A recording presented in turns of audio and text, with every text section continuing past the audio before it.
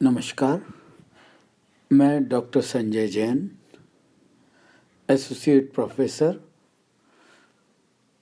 गणित विषय में सम्राट पृथ्वीराज चौहान राजकीय महाविद्यालय अजमेर में कार्यरत हूँ।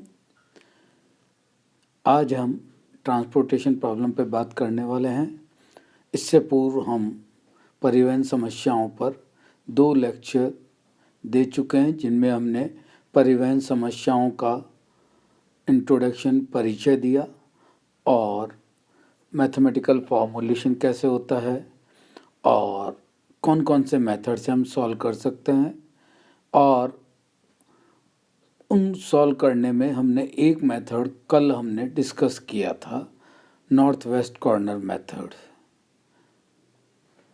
3 मेथड इसके हमने बताए थे, north west corner, matrix minima method या लोएस्ट कॉस्ट एंट्री मेथड और थर्ड वोगल मेथड।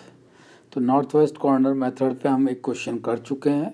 आज हम पहले लोएस्ट कॉस्ट एंट्री मेथड समझेंगे और फिर उससे एक प्रॉब्लम सॉल्व करेंगे। ओके,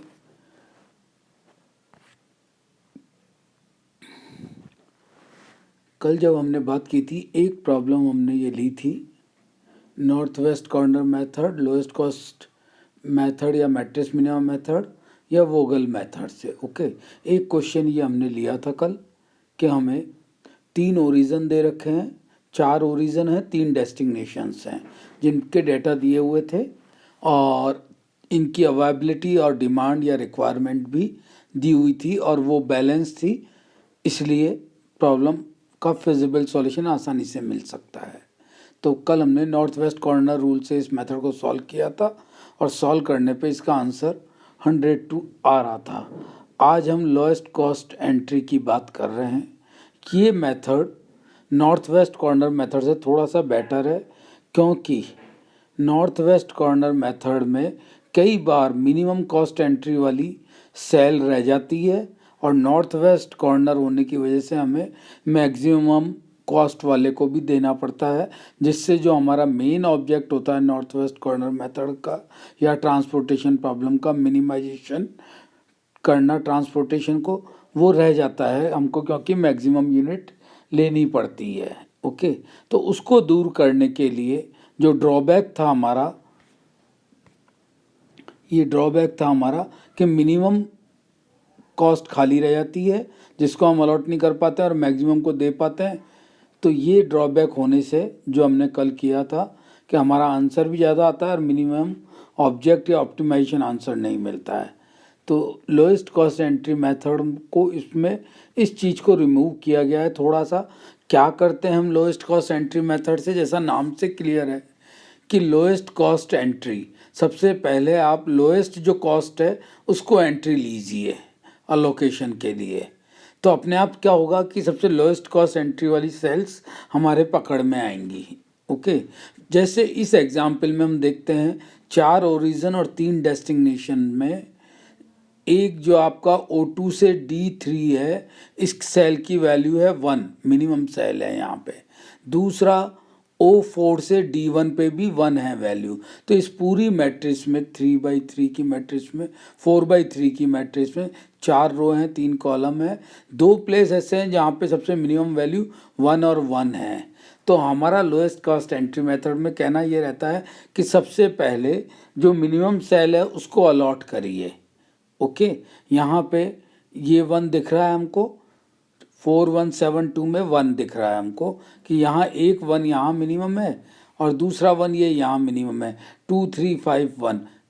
ओके, ये 1, तो पूरी मैट्रिक्स में 2 जगह 1 है। तो हमारी कोशिश ये रहेगी कि पहले ये 1 पिकअप किए जाएं अलॉटेशन के लिए, ताकि हमारा ऑब्जेक्ट जो 1 से या जो भी नंबर मिनिमम है उनसे मल्टीप्लाई होगा तो डेफिनेटली कम आएगा, और कम आएगा तो हमारा ऑब्जेक्ट मिनिमम बना रहेगा। ओके, इसके बाद जब 1 को हम अलॉट कर लेते हैं तो 1 के बाद जो नेक्स्ट मिनिमम होगा उसको देखते हैं। अगर यहाँ पे दोनों 1 अलॉट हो जाते हैं तो ठीक है, नहीं तो फिर दोबारा वापस 1 को लेंगे। ओके, यहाँ एक ट्रिक ये रहती है कि पहले वो वाला 1 लीजिए जिसको आप मैक्सिमम अलोकेट कर पाएँ। As per method you are free कि कोई सा भी 1 आप पहले ले सकते हो। ओके। पर कोशिश हमारी ये रहनी चाहिए, हमारा ऑब्जेक्ट जब ये है कि मिनिमम सेल को मैक्सिमम अलोकेशन मिले, तो दोनों वन में जहाँ अधिकतम हम दे पाएँ पहले हम उस सेल को लें। ओके, ये कैसे पता चल रहा है, ये देखिए आप। मान लिया हम O4D1 वाला वन लेते हैं, तो जो इसकी डिमांड है वो तो 7 है और रिक्वायरमेंट अवेलेबिलिटी है वो 14 है। तो 14 और 7 में 7 मिनिमम है, आप 7 को दे पाएंगे। ओके, 1 को 7 दे पाएंगे। लेकिन अगर हम ये O2D3 वाला वन लेते हैं तो यहाँ पे अवेलेबिलिटी 8 है और डिमांड 18 है। 8 और 18 में 8 मिनिमम है, तो हम 8 दे पाएंगे। इसलिए 8 7 के कंपैरिजन में ज़्यादा है, तो हम सबसे पहले O2D3 वाले वन को सेलेक्ट करेंगे अलोकेशन के लिए। फिर अगर रिक्वायरमेंट या डिमांड में अवेलेबिलिटी शेष रहेगी तो हम नेक्स्ट वन को लेंगे। दोनों वन को अलॉट करने के बाद फिर हम देखेंगे कि क्या हमारे बचे हुए में से कोई मिनिमम मिल रहा है क्या हमको। 2 3 4 में से हो सकता है इस वन को 7 देने के बाद पूरा कॉलम ही हमारा कट जाए, 2 चला जाए।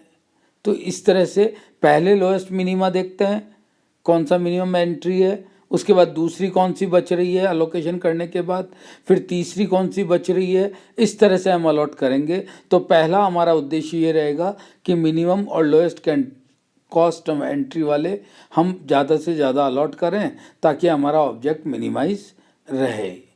ये मेन उद्देश्य है लोएस्ट कॉस्ट एंट्री मेथड का। ओके, चलिए, तो इसको मानते हुए हम यही क्वेश्चन जो हमने नॉर्थ वेस्ट कॉर्नर मेथड से सॉल्व किया है, इसी को हम मैट्रिक्स मिनिमम मेथड या लोएस्ट कॉस्ट एंट्री मेथड लगा रहे हैं। ओके, ये देखिए लोएस्ट कॉस्ट एंट्री मेथड। सबसे पहले हम लोएस्ट 1 कॉस्ट है जो 2 3 पोजीशन पे है और 1 4 1 पोजीशन पे है, इनको हम पिकअप करते हैं। ठीक है, जैसा हमने पहले कहा था, यहाँ पे 8 है और यहाँ 18 है। तो 8 और 18 में से अवेलेबिलिटी एट सेकेंड रो 8 है और डिमांड एट थर्ड कॉलम 18 है। 8 और 18 में से 8 मिनिमम है। तो आप देख रहे होंगे इस वन को हमने 8 अलॉट कर दिया। 8 अलॉट करने के बाद ये जो रो में है ये तो 8/0 हो जाएगा और कॉलम में 18/10 हो जाएगा, क्योंकि 8 आप अलॉट कर चुके हो, 10 अभी बाकी है D3 में। लेकिन रो 2 में 8 क्या हो गया, 0। पूरा 8 का 8 आपने 1 को दे दिया। तो यहाँ 0 हो जाने से अब इस रो में आप किसी और को नहीं दे पाएंगे। तो ये देखिए हमने इस रो के जो एलिमेंट थे O2D2 और O1D1 की जगह खाली छोड़ दी है, यहाँ कुछ भी अलॉट नहीं कर रहे हैं हम। ओके, तो ये पहला हमारा अलोकेशन हुआ, 8 को 1 दिया हमने। फिर हम 1 हमारे पास ये 7 मिनिमम वाला बच रहा है। ओके, O4D1 वाला, इस वन को जब हम पिकअप करेंगे तो इसकी जो डिमांड है वो तो 7 है और अवेलेबिलिटी है वो 14 है। ओके, 7 और 14 में से 7 मिनिमम होता है, तो हम इसको 7 दे देंगे। यहाँ 7 देते ही आप क्या करेंगे कि ये जो कॉलम में 7 थे, 7 में से 7 दे दिए, तो फर्स्ट कॉलम में क्या रह जाएगा, 7/0। यानी कि अब इस कॉलम में 0 हो गया है, एक सारा अलॉट होके, तो इस कॉलम का हम और कोई डिमांड दे ही नहीं सकते हैं। तो इसीलिए आप देखेंगे O1D1 O2D2 वाला प्लेस भी हमने ख़त्म कर दिया, अलॉटमेंट में से हटा दिया। तो दोनों 1 अलॉट करने के बाद आप देख रहे हैं कि हमारे पास जो मिनिमम हैं जिनको हमको अलॉट करना है 1 के बाद, वापस मैं फर्स्ट टेबल पे चल रहा हूँ। ये देखिए ये 1 अलॉट कर दिया हमने, तो इधर के 3 3 कैंसिल हो गए। और जब हमने ये 1 अलॉट कर दिया तो 1 5 3 2 कैंसिल हो गए। तो अब जो रिमेनिंग बचे हैं उसमें 7 4 4 7 6 2 मिनिमम बचा है हमारे पास O4D3 पे। तो हम O4D3 को पे जाएंगे। यहाँ O4D3 में 2 है, यहाँ इस 2 को चूंकि हम 8 तो पहले दे चुके हैं। ओके, 8 जब हम दे चुके थे तो अब इधर कितना बचा था हमारे पास, और इस 14 में से हम 7 दे चुके थे यहाँ। 2 अलोकेशन हम 7 और 8 के दे चुके थे, तो 4th रो में 7 बचा था और 3rd कॉलम में जो डिमांड है वो 18 है। 7 और 18 में से 7 मिनिमम है, इसलिए हमने 2 को कितना अलॉट कर दिया, 7।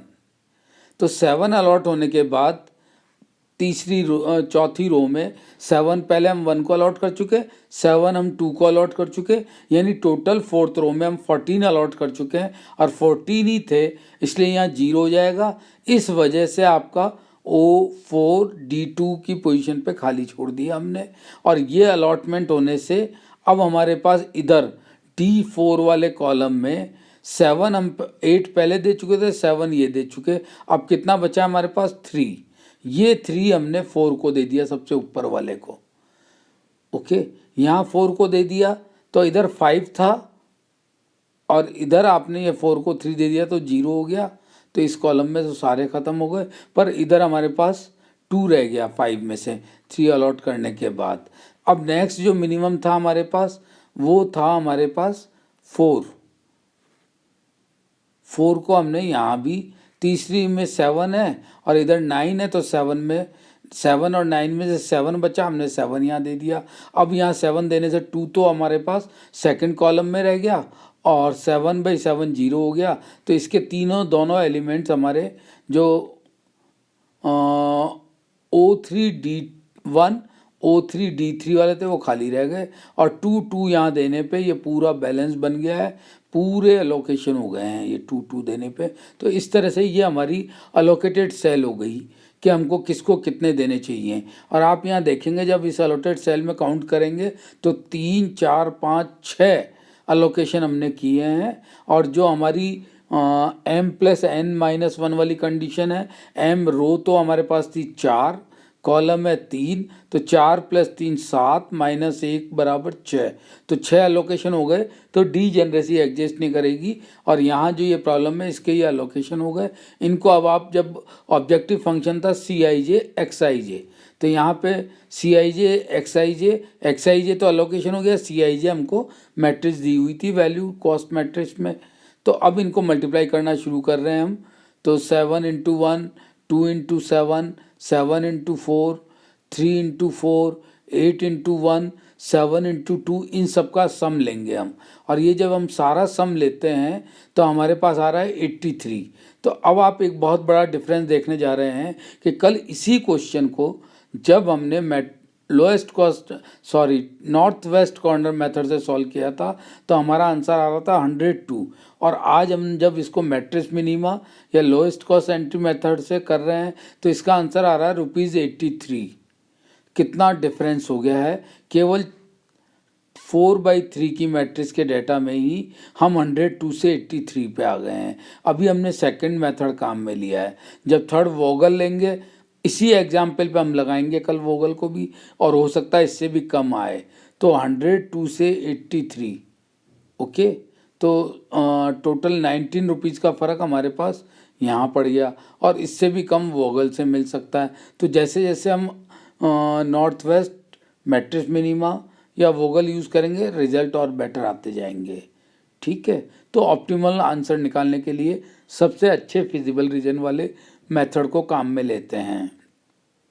तो ये फ़र्क हमको दोनों मेथड में दिख रहा है। हालांकि इसमें भी ड्रॉबैक है कि हमको जो मैक्सिमम एंट्री है 7 को 2 देना पड़ रहा है, और 2 या 3 वाली एंट्री हमारी रह गई है जिसको हम अलॉट नहीं कर पाए हैं।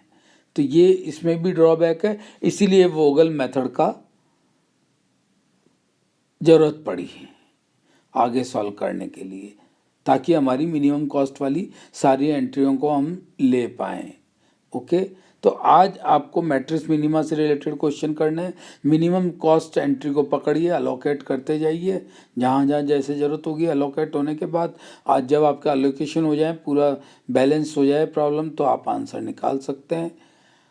आज के लिए इतना ही, कल हम वोगल मेथड करेंगे। Thank you.